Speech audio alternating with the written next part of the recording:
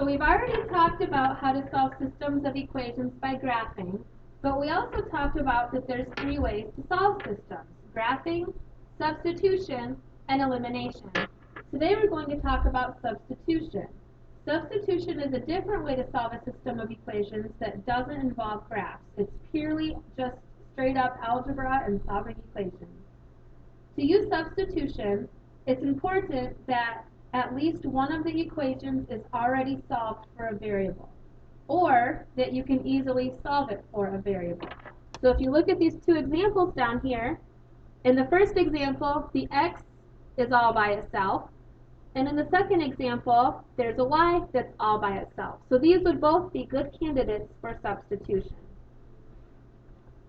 To solve a system by substitution, when one variable is already isolated, or all by itself, you substitute its value, or what it equals, into the other equation for that letter. Then you solve to find the value of the first variable, and then you plug it into either equation to find the value of the other variable. So let's take a look at what this looks like in action. So we have x equals -7 and 4x plus 6y equals 20.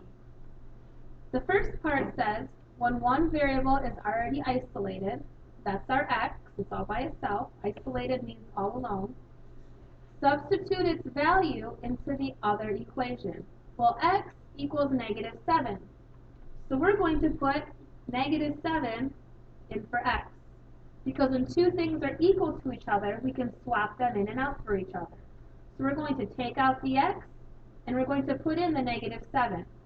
It's kind of like in basketball. When one player gets substituted out for the other player, the first player comes off the court, the x goes away, and the second player, the -7, comes in and takes its spot. They can't both still be there. The -7 replaces the x. So we have 4, and instead of x, now it's a -7, plus 6y equals 20. And now we just simplify and figure out what y is. So 4 times -7 is -28, plus 6y equals 20. So we add 28 to both sides. So 6y equals 48. Divide by 6. 48 divided by 6 is 8, so y is 8. And we already know that x is -7 because it tells us right here, so the final solution is -7, 8. So this point right here, if we were to graph these two equations, this is the point that they would cross at. This is where their intersection would be. This is the solution to this system. Now let's try this one. So y equals 2x minus 6, and 3x minus 4y equals 14. One variable is already isolated. This y is all by itself. So we're going to substitute its value into the other equation. Well, its value is 2x minus 6. That's what it's equal to. So we're going to take this 2x minus 6, and because 2x minus 6 is equal to y, we can substitute them in for each other. So in this other equation, we're going to take out the y, and we're going to put in a 2x minus 6.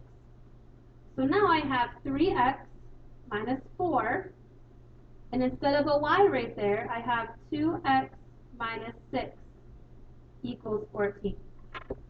And now I just solve this for x. So 3x, and then I can distribute that, so I have minus 8x plus 24 equals 14. I can combine like terms. 3x minus 8x is -5x plus 24 equals 14. I can subtract 24 from both sides. So I have -5x equals -10. 14 minus 24 is -10. Divide by -5. So x is 2. So that's part of what I need. I know that x is 2. Now I need to know what y is. So if I know that x is 2, I can plug it into either equation to find the value of the other variable. I'm going to plug it in here because now if I take my x is 2, so I have 2 times 2 is 4 minus 6, that equals a negative 2. If I write that out, I get y equals 2 times 2 minus 6, y equals 4 minus 6, y equals negative 2. So when x is 2, y is negative 2. And I can actually plug that 2 into either equation for the x value, and both equations should give me the same y value, negative 2. So that's how you can solve systems by substitution. You just look for the value that's already isolated, plug whatever it equals into the other equation for that variable, and then once you get that answer, put that into either equation to find the other variable. And that's all.